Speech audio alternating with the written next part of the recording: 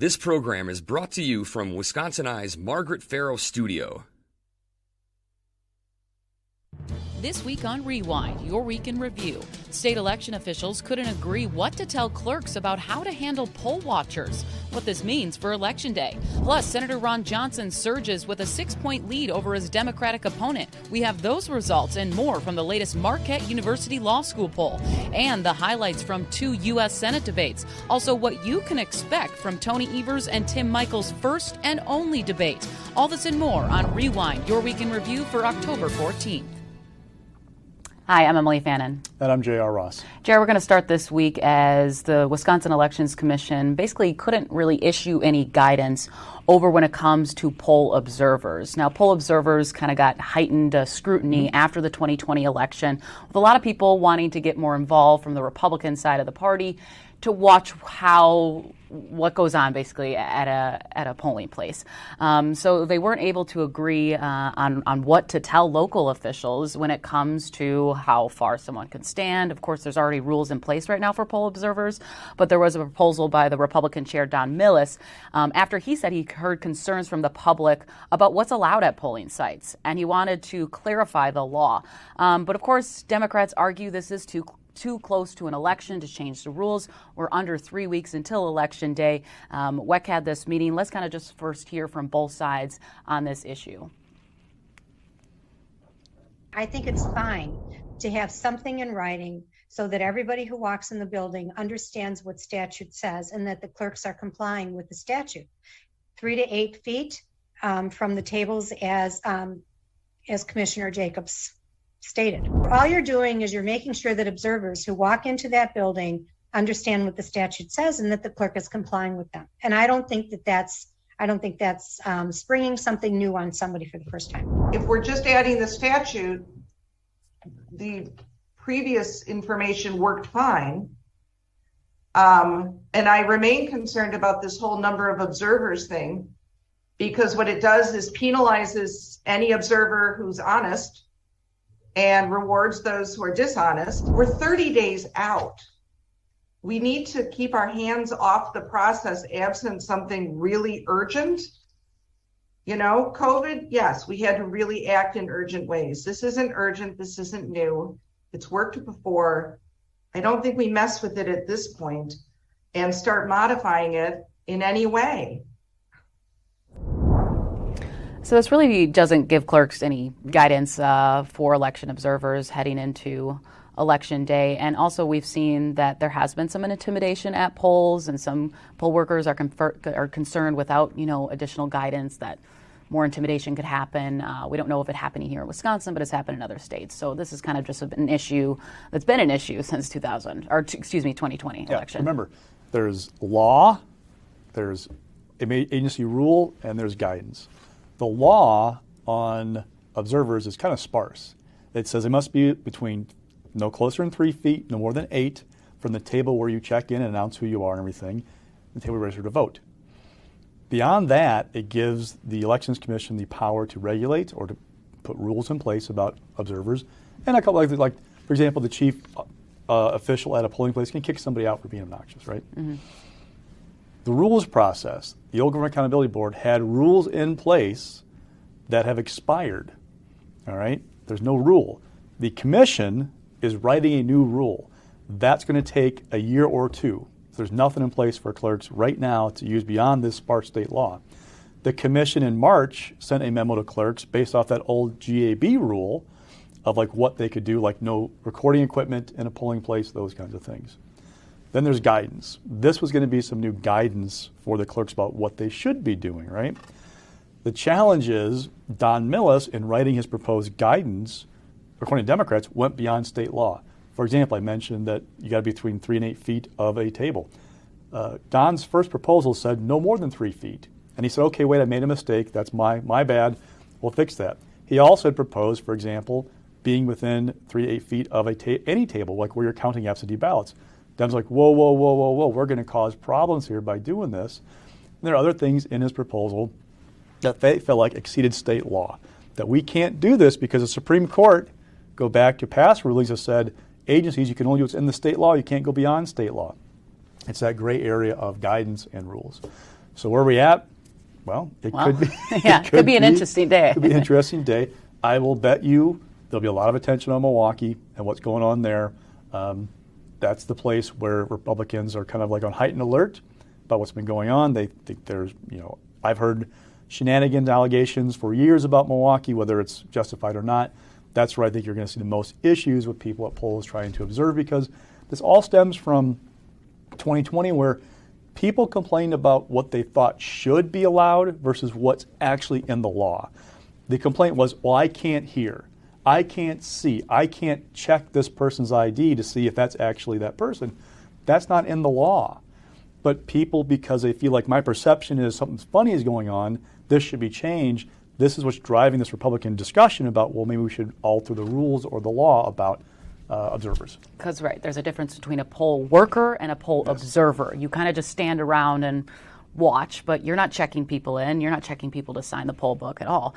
And there's just been so much more recruitment efforts, like you said, especially on the Republican side since the 2020 election.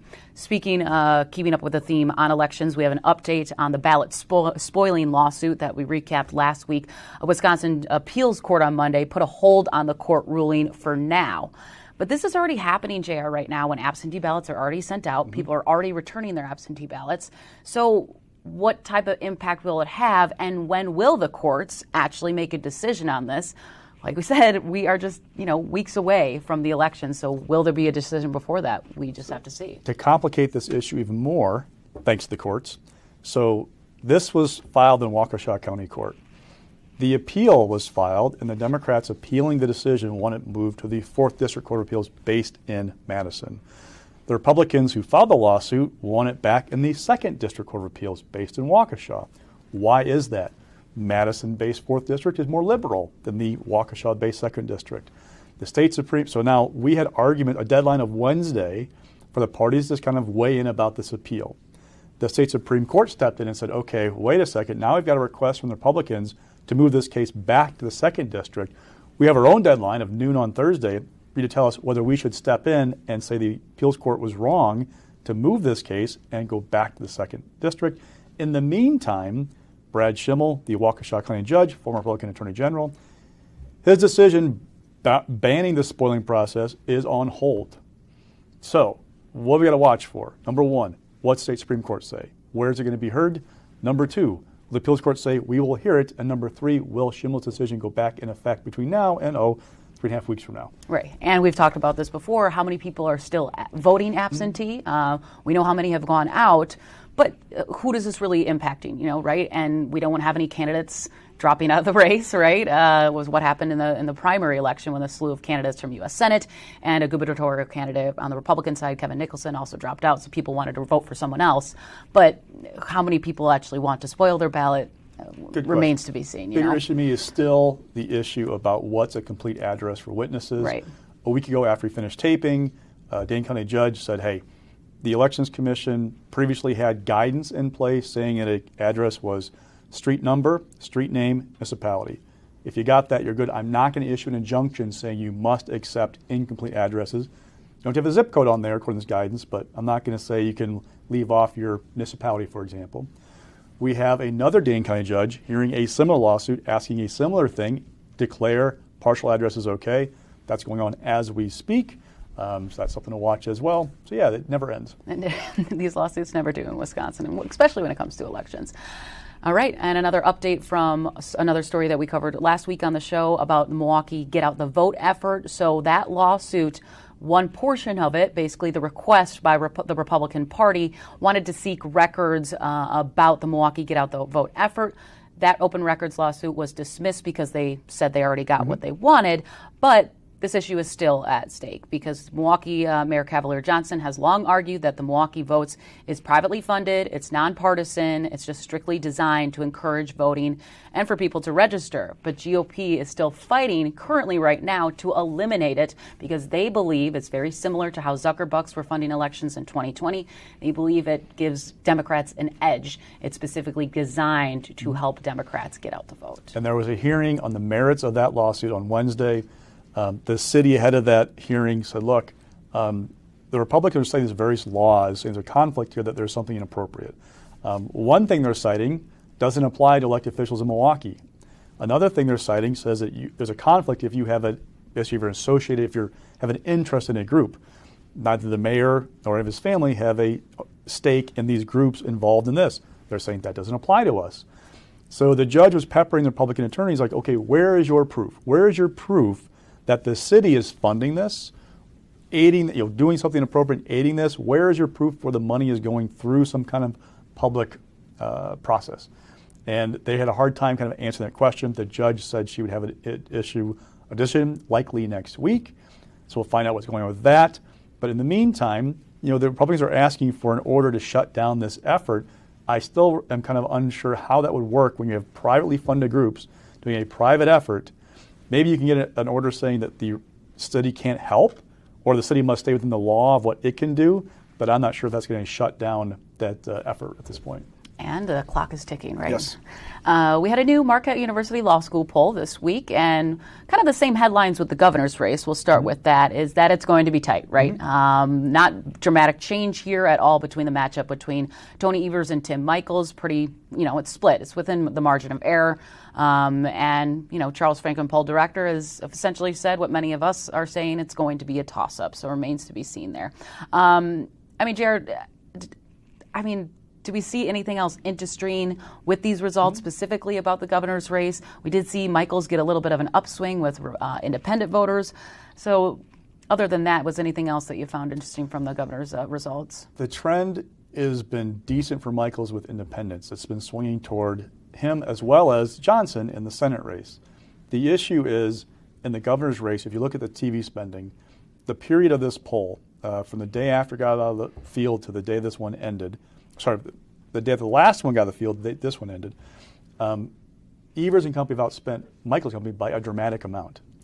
So that may explain why you have a 6-point gap between what Michels is doing and what Johnson is doing, because the reverse happened in the Senate race. Between the day after the last poll ended and this one that came out of the field, Johnson and company outspent Barnes and company by like $7 million on TV and paid media. That probably is helping fuel what's going on with the Senate race, right? The question that I have is, will we actually have a 6-point gap between the Senate race and the governor's race election day? Looking at the governor's poll, Joan Benglinger, who is a nurse and healthcare administrator who dropped out of the race as an independent but is still on the ballot, she was at 4 points. I don't know if she's going to get 4 points on election day. That might be people who are like, I don't like either of these guys a whole lot right now. So I'm going to say this person. Also looking at the numbers more closely, Michels is having a harder time consolidating the Republican base than Johnson is. There's about an 8-point gap in where Johnson was a self-identified Republican versus where Michels was. Is that because of lingering feelings about the primary with Rebecca Clayfish? Is that because of abortion questions, right? These doubts that Evers trying to plant for some Republican-leaning women about Michels and his stance on abortion? I don't know. We don't have a focus group to tell us that. But that's what I'm kind of watching, is that trend. Numbers are always great, but what's the trend? And can Michels consolidate the Republican base by the last poll in November? That makes you a better idea of where he's at with those folks come that way. And you already kind of teased up with Ron Johnson, of course, was surging in this latest poll, too. He went up by 7 points against Mandela Barnes, and he's slowly just been getting a lead over the past 3 polls. I mean, it was, August, I want to say, that Mandela Barnes, right after the primary, was up by 6 points over Johnson, but that has slowly, essentially, evaporated. And my question is how does Barnes recover from this, and can he recover? So that August poll was probably a sugar high for Barnes because it came went in the field the day after the primary, essentially. Barnes has $20 million he raised in the third quarter. That is a lot of money. He can put that on the air, and that can help him a great deal. Now, the question, though, is, you look at the national map right now, we're still getting a lot of money spent in Wisconsin by Democratic groups. Will they carry out that commitment through Election Day if things don't turn around, right? That's always a worry. You see it every year. You see groups pull out or go into races at the last minute because they think it's not money well spent. Barnes needs to keep this race close, to keep the money coming in both for his campaign and for the outside group spending money on TV and other paid media. That's also key for Democrats in general. If the investments in that Senate race go away for some reason, that probably hurts the entire ticket, right?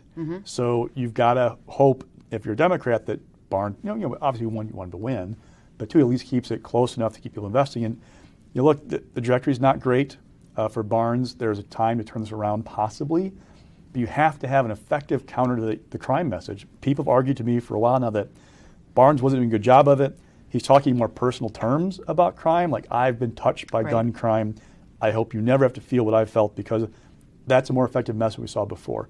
Is there time, though, in 3 weeks and change to change that trajectory of that race? And we're also hearing national reports from Politico yesterday saying that the Barnes campaign has kind of been reaching out for more reinforcements. Possible former President Barack Obama, maybe bringing Joe Biden, Kamala Harris, big top Democrats to help energize his base leading into the election. He kind of danced around that question yesterday on a call with reporters. But what remains to be seen if they actually bring those people. We know that Governor Evers has kind of done the Heisman to Joe Biden visit, even though he eventually did take the photographs when Biden was visiting him in Milwaukee on Labor Day weekend. So that's also something we'll have to wait and see. And you see the Marquette poll, why?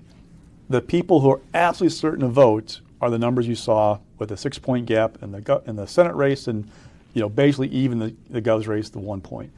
The people who are registered voters but not likely to turn out, they favor Barnes and Evers by big margins. Now, they're not a huge part of the poll, huge margin of error for that question, but that's a challenge for Democrats. I've learned about turnout operations over the years that you can't force somebody to go out and vote if they don't want to, but you can capture the enthusiasm, right? The challenge for these Democratic operations is Republicans seem to have the environment in their favor. Can they get that casual voter who's going, I'm not happy about Biden, not happy about inflation, I'm maybe going to sit this one out? They can get them to go turn out. Because looking at the enthusiasm, it's pretty even for self-identified Republicans and self-identified Democrats. It's that casual voter, again, who's open at Barnes or Evers, who's not really motivated to vote right now. Can you get them to turn out election day? And we got kind of a block of recapping some debates and one that is going to be happening later today. Let's first start with the U.S. Senate debate. It was last Friday that the Wisconsin Broadcasters Association hosted theirs, and then just last night, Tmj, a station in Milwaukee, hosted theirs. Now, the real main difference, I will say, is that from last Friday, it was not really... There wasn't much debate. There were certain issues. They had very strict time limits, and they weren't really able to rebuttal from each other. Last night, they were able to respond to those attacks from one another. We're going to listen first from the TMJ debate last night. Barnes was asked a question about how they've been portrayed in this race, and he went on to attack Ron Johnson for being basically married into his business, a business that he was with his brother-in-law. And then Johnson also kind of criticized Mandela Barnes for not ever creating a job. So let's take a listen to that, and then we'll kind of dive into a lot of the messaging and themes that we heard. There's no commercials talking about Senator Johnson's record because he has nothing to run on. He hasn't done a single thing for us. He's had 12 years to show up for working Wisconsinites. He has refused to every single day. And look, the biggest achievement in business was Ron Johnson saying, "I do." He married into his business. If you have had humble beginnings and you've made it in life, for you to turn your back on everybody else, that's what people are frustrated with. That's what I'm frustrated with. We need people who are going to go to the mat to fight for working people, to improve quality of life. When we had a chance at 1,000 good-paying union jobs with Oshkosh Defense, and they decided they wanted to move to jobs in South Carolina, Senator Johnson's response was, "We have enough jobs." Has the lieutenant governor ever created a job? I've created hundreds of jobs. Through my Joseph Project, we have transformed the lives of hundreds of people and positively impacted the lives of thousands of people. Again, these are people in the inner city, formerly incarcerated, people with drug and alcohol abuse. I've been doing this for 7 or 8 years. It's the most heartwarming thing I've done. How can you say I've turned my back on people? I haven't turned my back at all. And I don't know whether he's just delivering lines somebody wrote for him or whether he's making this stuff up on his own. But falsehoods just seem to roll off his tongue. So I suggest anybody watching this debate or the campaign take anything Mr. Barnes says with a huge grain of salt. Between both the debates, a lot of the issues were the same: abortion, immigration, economy, inflation. But with TMJ's debate, there was a lot more jabs at each other. One thing that I did find interesting is that the moderators at TMJ kind of pressed Johnson specifically about the abortion issue because he has supported federal legislation and now is for, essentially near total abortion ban. Now he's been kind of saying that he's open to exceptions, but his messaging now is that, well, let's put it before the voters. Let's put it through a ballot referendum. But you can't do that unless you get the approval from lawmakers. You have to change the laws in order to do that. And then Johnson's answer was basically saying, well, I'll make sure that the legislature listens to me and has my input to get that done. So I thought that was interesting. Anything else, some of the main takeaways, Jara, that you found kind of newsworthy? It was personal. I mean, these attacks weren't just about positions. They were about personalities and who they are as people. I mean, one that stood out last night was they were asked, say something nice about each other. Oh, yeah. And Mandela Barnes said, I respect that Ron Johnson's a family man. Ron Johnson said, hey, I respect the upbringing of Mandela Barnes. His mom was a teacher, dad worked third shift, which makes you wonder why he turned his back on America. And that drew boos, I'm guessing mostly from Barnes people, but it was kind of like you can't even say anything nice even in that moment about your opponent kind of moment. But there are lots of them. Barnes saying this guy is only out for himself. Johnson, this guy has got no record to run on. It was more personal than last week, and that was maybe because they were allowed to engage each other more often. That's what I thought, yeah. But definitely more personal than the week before. All right, and let's kind of preview tonight's debate between Evers and Michaels. It will be their first and only time they will share a debate stage, so probably a lot more interest in watching this, but it is going to be a similar format to the U.S. Senate debate that we saw last Friday, hosted by WBA. I think we can expect the very same issues: economy, inflation, abortion, and what you want. Maybe top priorities since you're in office. I think there's a lot of lingering questions that a lot of people don't know about Tim Michaels. Will he divest himself from his, multi-million-dollar company that he co-owns with his brother? So it remains to be seen. I mean, the moderator last week held the candidate saying, you did not answer the question, answer that. I know a lot of times that I've been out there on the campaign trail when Michaels has an event, he doesn't really give a clear answer, but says he's willing to work with people. So we'll see. That's something I'll be watching for. What I'm watching for is there a major gaffe that becomes a viral moment or a campaign ad? These things races aren't won by debates anymore, but they can be lost by them. Looking back at the Senate debate again, I mean, the whole perception was that Mandela Barnes didn't want to debate Ron Johnson more than once. Remember, at first he was only do one, then he did a second one that Johnson wanted to do. Barnes did pretty well. I mean, maybe he lowered our expectations significantly by the way they approached it, but the feedback I got from Democrats and Republicans was Barnes did well. Actually, he probably should have gotten another debate in with Ron Johnson. With this one, Tim Michaels had to clean up after both of his two debates in the primary. Will he have to do cleanup after this one? For the Michaels folks, getting through this debate without a gaffe or a cleanup moment would be a success. They're looking at Tony Evers. I mean, they've been telling me this week, well, Evers did pretty well against Walker 4 years ago. He's been through this much more than Tim has. His backers are like, hey, just make it through, we're fine. For Evers, you kind of wonder why he doesn't want more debates to give more chances for Michaels to have a mistake. But look at the spending on TV, and you know why, because he's getting his message out through TV, and he avoids a chance for himself to slip up. Right. So does either candidate slip up tonight? That's the big question for me. And I do expect a lot on crime as well. Tim Michaels and a lot of Republicans have been really hammering Evers and his parole commission. Now, while Evers doesn't have control over the parole commission, there's been a lot of negative headlines of his parole commission releasing violent criminals, and that has been, I think, really driving a lot of energy in this race for Michaels. But we'll see what's talked about on that tonight. Let's get to stock picks this week. Rising the state budget. So just came out today, the final accounting of fiscal year 21-22. Revenues were up $975 million compared to the year before, while expenses were down $376 million compared to what was budgeted for the year.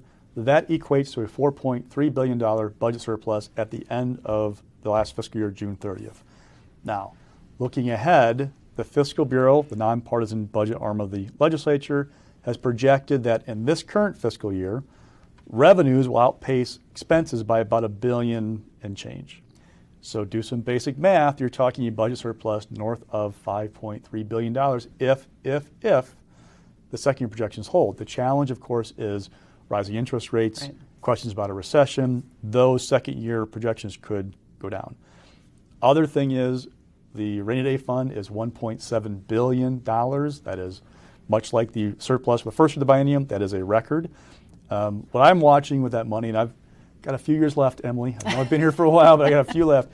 If you'll ever see Republicans tap that money, like how bad would it have to be? Because my conversations with Republicans have been they'd rather cut than grab that money. They don't want to spend that. That's not really something they want to touch. So I'm kind of watching if we see another recession like what I saw impact the budget in 2001, 08, 09, if we see something bad enough, they dip into it, or if they cut first. All right, and mixed this week, Attorney General Republican candidate Eric Toney doesn't have much money in the bank right now and can't really get up on TV. So Josh Kaul, the Democratic incumbent, is on TV for the first time. He's going up on the air. The Republican Attorneys General Association is spending about $2 million between end of September and the election. Kaul plus the Democratic Attorneys General Association have about $3 million laid down. In gross ratings points, how often you see those ads, the disparity is 4-1 in Kaul's favor. Toney has about $7,000 laid down as of right now. This is according to Ad Impact. It tracks TV buys. You subscribe to it. There's time to add in more. We've seen no evidence of Eric Toney being able to raise enough money to get up on the air in a meaningful way. Why he's mixed is because it may not matter. Yeah, right. Looking at the Marquette poll and the trends in Johnson's favor, where the governor's race is, the question is, can either Eric Toney or Josh Kaul break through the clutter? Because there are millions and millions and millions up on TV in those two races. Kaul, in his ad, says, I am Josh Kaul. He's still introducing himself to people after being in office for nearly 4 years. Yeah. It's not great. There's an old joke in politics that AG stands for aspiring governor. And, Kaul, if he were to win re-election, no matter what happens with Evers in November, we don't expect him to run again in 2026, right? So Kaul would be a top contender for it, but has he used the office as a good platform to build a statewide brand? Not really. His backers say it's because he's too much of a Boy Scout to use the office politically. He's more focused on the job. Yeah. That said, what I'm getting at is this could be a generic ballot race. What's happening top of the ticket? If Ron Johnson's up by 6 points, he could pull Tim Michels across the finish line against Evers and Eric Toney and go down the ballot. The one exception might be the Secretary of State's race, where Doug LaFollette has his name ID that's unique to a lower tier statewide candidate. Toney, his campaign's kind of a mystery. He's been going around the state, all kinds of news conferences, talking about stuff, but people don't see that. They see ads, and he's not up. If you ask the average voter what Eric Toney's top 3 issues are, they'd have a hard time identifying Toney and what those issues are, but they also have a hard time seeing who Josh Kaul is. They don't really know him very well. So it's just it's one of the weirdest statewide races I think I've ever covered or talked to people about in Wisconsin. And we could maybe see mixed ballot outcomes as well, which has not happened for a very long time. Falling this week is Brad Pfaff, who is running for former Congressman Ron Kind's seat. So a couple of things. One, Axios report of the weekend that the House Majority PAC is thinking about pulling out of the race. That would be very bad for Brad Pfaff, because looking at the spending between Derek Van Orden and his allies and Brad Pfaff and his, that PAC is the majority of the money being spent on his behalf. Also, Crystal Ball, it's a thing at the University of Virginia that Larry Sabato does. They move this race from lean Republican to likely Republican. Yep. It underscores a challenge for Democrats, Wisconsin Democrats, of getting people to care nationally about this race. They are frustrated that they're not seeing investment in western Wisconsin to try and prevent a person who was at the Capitol grounds at the protest ahead of January 6, 2021. Van Orden says he left before things turned violent. There's a picture of him on the wall of the restricted area of the Capitol. All kinds of debate about that stuff. Wisconsin Democrats don't like the fact there's not an investment here. But if you're a national Democrat, you're thinking we have a difficult environment possibly. Number one, shore up incumbents. Number two, where are districts that we could possibly win? This Western Wisconsin district has been trending Republican for a while. Yes. You don't have Ron Kind in there. Now, Ron Kind's not leaving his former aide all by himself. Ron Kind filed an FEC report yesterday that I went through. He gave $250,000 from his campaign account to this group running an ad against Van Orden, knocking him about January 6th. Kind had another $700-some grand in the bank. He could help out some more. But that's not enough compared to what Van Orden and his allies are doing, because candidates get better rates. Van Orden's been a good fundraiser. He has a huge gross rating points advantage over Pfaff on TV spending in that race right now. And Pfaff has also tried to get a debate with Van Orden, and he is not about it. There's not going to be one. Van Orden rarely even he is questioned about the January 6th, but dodges questions about that. And there's just not a lot of media in the La Crosse market. I mean, you got a TV station and one paper, I believe, off the top of my head. So it's just not a race that is getting as much news coverage if you were here in Milwaukee, Madison, and the outlying suburbs of Milwaukee as well. All right. That will do it for this week. Thanks so much for joining us. I'm Emilee Fannon. And I'm J.R. Ross. We'll see you next week. This program was brought to you from WisconsinEye's Margaret Farrow Studio.